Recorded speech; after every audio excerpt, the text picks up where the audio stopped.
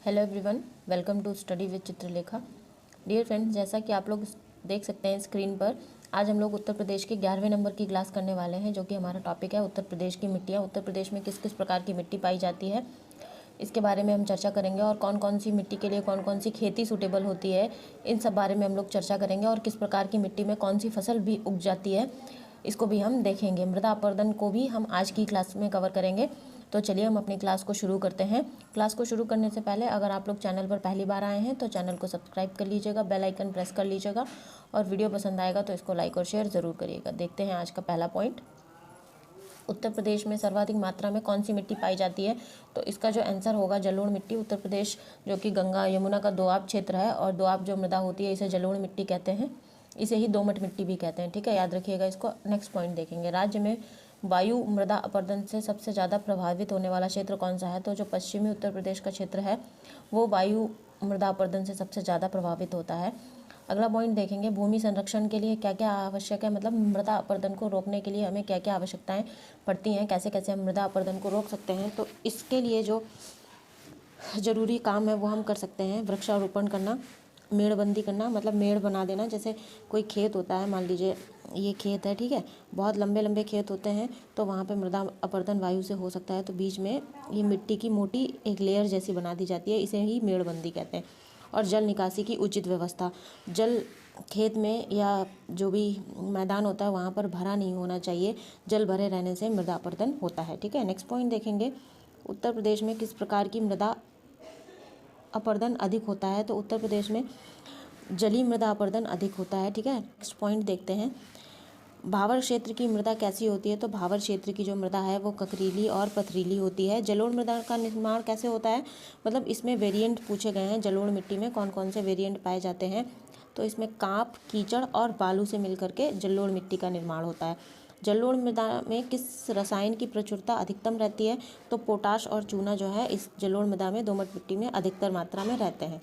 जलोढ़ मृदा में किस रसायन की कमी रहती है? तो जलोढ़ मिट्टी में फास्फोरस, नाइट्रोजन और जैव तत्वों की कमी रहती है। लाल मिट्टी का निर्माण कैसे होता है? तो लाल मिट्टी का निर्माण जो विंध्यन शैल हैं वो उनके टूटने से लाल मिट्टी का निर्माण होता है। लाल मिट्टियाँ मुख्य रूप से कहाँ पर पाई जाती हैं? मिर्ज़ापुर और सोनभद्र में लाल मिट्टी पाई जाती है।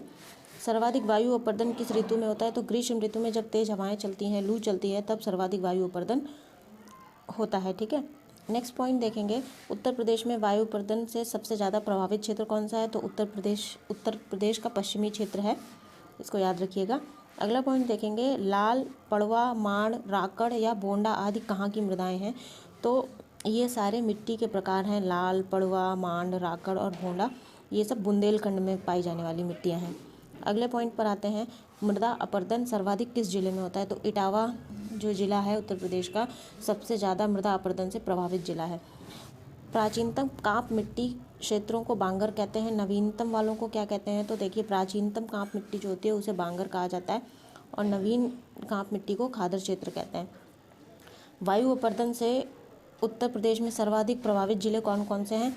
तो मथुरा और आगरा जो हैं वायु अपरदन से सबसे ज़्यादा प्रभावित जिले हैं उत्तर प्रदेश में। ठीक है, अब ये इंपॉर्टेंट पॉइंट्स थे जो हम लोगों ने कवर कर लिए हैं।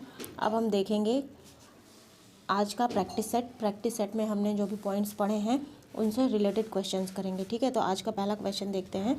लाल मिट्टियाँ कहाँ पर पाई जाती हैं? ये हमने अभी पीछे पढ़ा था कि लाल मिट्टी जो है मिर्ज़ापुर और झांसी के क्षेत्र में पाई जाती है। तो ठीक है, इस क्वेश्चन का जो करेक्ट ऑप्शन हो जाएगा ऑप्शन नंबर डी हो जाएगा। इसके नीचे एक छोटा सा नोट भी दिया है मैंने, इसको भी देख लीजिए। लाल मिट्टी के क्षेत्रों को कवर किया है। लाल मृदा दक्षिणी प्रयागराज, झांसी, मिर्ज़ापुर, सोनभद्र, चंदौली जिलों में पाई जाती है। इस मृदा में नाइट्रोजन, फास्फोरस, चूना तथा जैव तत्वों की कमी होती है और लौह अंश की अधिकता होती है। मतलब इसमें फेरस जो होता है, Fe, ये अधिकतम मात्रा में पाया जाता है, इसीलिए ये जो मिट्टी है इसका रंग लाल होता है। अगला क्वेश्चन देखेंगे। उत्तर प्रदेश के भावर क्षेत्र में किस प्रकार की मृदा पाई जाती है?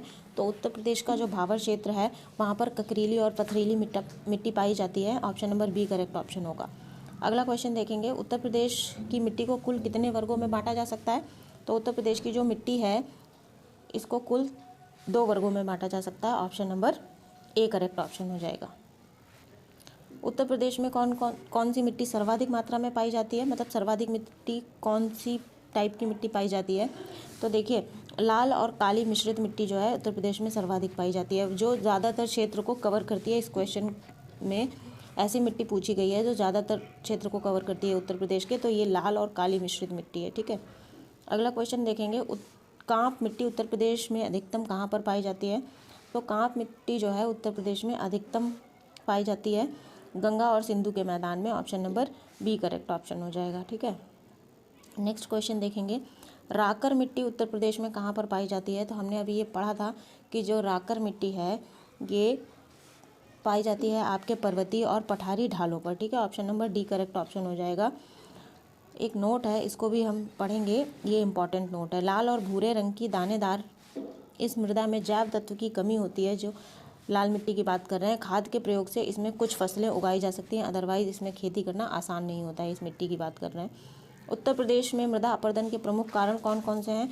तो उत्तर प्रदेश में जो है मृदा अपरदन के प्रमुख कारण हो जाएंगे आपके वनस्पति की कटाई भी होती है, रेगिस्तानी क्षेत्रों में वायुदुक के द्वारा होती है, और तराई के क्षेत्र में जल प्लवन के द्वारा, मतलब जल भराव होने से। तो उपयुक्त सभी जो ऑप्शन नंबर डी है इस क्वेश्चन का करेक्ट ऑप्शन हो जाएगा। अगला क्वेश्चन है, गंगा के मध्य मैदानी भाग में पाए जाने वाली कृषि योग्य मिट्टी कौन सी है? तो देखिए, गंगा के जो मध्य मैदानी भाग में मिट्टी पाई जाती है जिसमें अच्छी कृषि होती है, ये कांप मिट्टी, option number A correct option हो जाएगा। गंगा के पूर्वी मैदान में पाई जाने वाली प्रमुख मिट्टी कौन सी है? तो गंगा के पूर्वी मैदान में जलोढ़ मिट्टी पाई जाती है और ये यहाँ की प्रमुख मिट्टी है। नेक्स्ट क्वेश्चन पर आएंगे, उत्तर प्रदेश में कावर तथा माठ निम्नलिखित में से किस प्रकार की मिट्टियों के स्थानीय नाम है? तो देखिए, कावर और माठ जो है काली मिट्टी के स्थानीय नाम हैं। Option number A correct option हो जाएगा। किस मृदा को स्थानीय भाषा में करेल या कपास मृदा कहते हैं? तो देखो, जो काली मिट्टी होती है इसे ही स्थानीय भाषा में करेल या कपास मृदा कहते हैं। तो option number A correct option हो जाएगा। इसे रेंगुर मिट्टी भी कहा जाता है, ये भी नाम याद रख लीजिएगा, रेंगुर मिट्टी। और इसमें ये जो नोट दिया है इसको समझिएगा, उत्तर प्रदेश के पश्चिमी जिलों तथा बुंदेलखंड क्षेत्र में कहीं कहीं काली मिट्टी भी पाई जाती है। तो उसके अलावा जो पश्चिमी जिला भी है वो कवर करता है, और बुंदेलखंड का एरिया भी काली मिट्टी कवर करती है। नेक्स्ट क्वेश्चन देखेंगे, उत्तर प्रदेश के किन जिलों में मरुस्थलीय मृदा का विस्तार है? तो देखिए, उत्तर प्रदेश के ये जो ज़िले आपको ऑप्शंस में दे रखे हैं, आगरा, मथुरा और अलीगढ़, यहाँ पर मरुस्थलीय मृदा का विस्तार है। तो option number D correct option हो जाएगा ये सभी में। ठीक है, अगला क्वेश्चन है, हल्की दोमट बलुई मृदा जिसे भूड़ उत्तर प्रदेश के किन क्षेत्रों में पाई जाती है? भूड़ मृदा नाम दिया जा रहा है जिसे हल्की दोमट होती है मिट्टी, जिसमें बालू भी मिक्स रहती है ज़्यादातर मात्रा में। तो जो भूड़ क्षेत्र है उत्तर प्रदेश के कौन से क्षेत्रों में पाया जाता है? तो भूड़ क्षेत्र उत्तर प्रदेश के गंगा, यमुना और सहायक नदियों वाले बाढ़ के क्षेत्रों में पाया जाता है। Option number D correct option हो जाएगा। उत्तर प्रदेश राज्य के पूर्वी भागों में निम्न में से किसे उपहार मृदा कहा जाता है? तो जिसे उपहार मृदा कहते हैं, बांगर जो मृदा होती है, बांगर प्रकार की जो मिट्टी होती है जो उत्तर प्रदेश के पूर्वी भागों में पाई जाती है, इसे ही उपहार मृदा कहा जाता है। ठीक है, इसका नाम याद रखेंगे, बांगर मिट्टी को उपहार मृदा कहते हैं। अगला क्वेश्चन देखेंगे, निम्नलिखित में से किन मृदाओं में जीवांशों की मात्रा अधिक पाई जाती है? तो जो खादर टाइप की मिट्टी होती है जो कि तराई वाले क्षेत्रों में मिलती है, यहाँ पर जीवांश की मात्रा अधिक पाई जाती है। तो option number D correct option हो जाएगा इस क्वेश्चन का, option number D. Next question देखेंगे, भोंटा मृदा उत्तर प्रदेश के किस क्षेत्र में पाई जाती है? तो भोंटा मृदा जो है उत्तर प्रदेश के विंध्यन पहाड़ी क्षेत्र में पाई जाती है, विंध्याचल वाले इलाके में पाई जाएगी। Option number B correct option हो जाएगा। उत्तर प्रदेश में पाई जाने वाली कौन सी मृदा रेंगुर के समान होती है? तो जो रेंगुर मिट्टी काली मिट्टी को कहते हैं। ठीक है, काली मिट्टी को रेंगुर मिट्टी भी कहा जाता है, अभी बताया था। तो option number A correct option हो जाएगा इस क्वेश्चन का, जिसे भाड़ कह रहे हैं। ठीक है, ये रेंगुर के जैसी ही होती है। अगला क्वेश्चन देखेंगे, प्रदेश में वायु मृदा अपरदन से प्रभावित क्षेत्र कौन सा है? तो उत्तर प्रदेश का जो पश्चिमी क्षेत्र है वो सबसे ज़्यादा वायु मृदा अपरदन से प्रभावित है। हमने ऊपर पॉइंट्स भी पढ़े थे, option number A correct option होगा। ठीक, अगला क्वेश्चन देखेंगे, प्रदेश में अवनालिका अपरदन से सबसे अधिक प्रभावित जिला कौन सा है? तो जो इटावा है वो अवनालिका अपरदन से प्रभावित जिला है। सबसे ज़्यादा अवनालिका अपरदन उत्तर प्रदेश में इटावा जिले में होता है। नेक्स्ट क्वेश्चन पर आएंगे, जलोढ़ मृदा किस रसायन की प्रचुरता रहती है? तो जो जलोढ़ मिट्टी होती है उसमें फॉस्फोरस और नाइट्रोजन की कमी होती है, पोटास और चूना अधिक मात्रा में पाए जाते हैं। तो पोटाश और चूना, ये option number A correct option हो जाएगा। ठीक है, अगला क्वेश्चन देखेंगे, उत्तर प्रदेश के तराई क्षेत्र में किस प्रकार की वनस्पति मिलती है। तो उत्तर प्रदेश का जो तराई क्षेत्र है वहाँ पर नमी की मात्रा की अधिकता होती है, और तो वहाँ पर जो वनस्पति पाई जाती है वो हो जाती है आपकी शुष्क पर्णपाती वन। ठीक है, option number C correct option हो जाएगा। अगला क्वेश्चन देखते हैं, माण मृदा उत्तर प्रदेश के किन जिलों में पाई जाती है। तो माण मिट्टी जो होती है, माण मिट्टी पश्चिमी सीमा के जो जिले हैं वहाँ पर पाई जाती है। Option number A correct option होगा। अगला क्वेश्चन देखेंगे, निम्न में से किन मृदा प्रस्तरों के साथ हल्की दोमट मिट्टी मिलती है।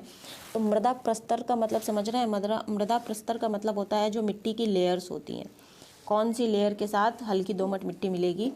तो जो भोंटा मिट्टी होती है इसी के साथ हल्की दोमट मिट्टी मिलेगी। Option number A correct option होगा इस क्वेश्चन का।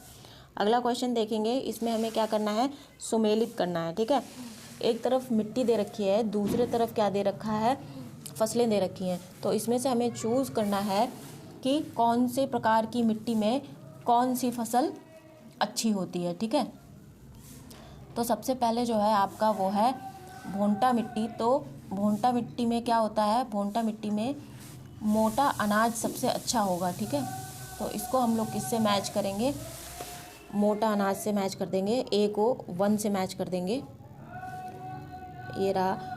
और जो भांड मृदा है यहाँ पर ये आपको मृदा गोंद से मैच हो जाएगा। परवा मृदा यहाँ पर हो जाएगा ज्वार और चना, और राकड़ मिट्टी जो होती है यहाँ पे तिल और चने की फसल अच्छी होती है। ठीक है, तो ये इस तरीके से हो गई हमारी मैचिंग, और ये क्वेश्चन हो गया हमारा कंप्लीट। तो इस प्रकार से यूपी की मिट्टियाँ और उसके क्वेश्चन हमने कवर किए हैं। ठीक है, अब इस क्लास को आप लोग अच्छे तरीके से देख लीजिए। अगर कोई डाउट है तो कमेंट सेक्शन में ज़रूर पूछिएगा। क्लास पसंद आई है तो इसको लाइक और शेयर करिएगा।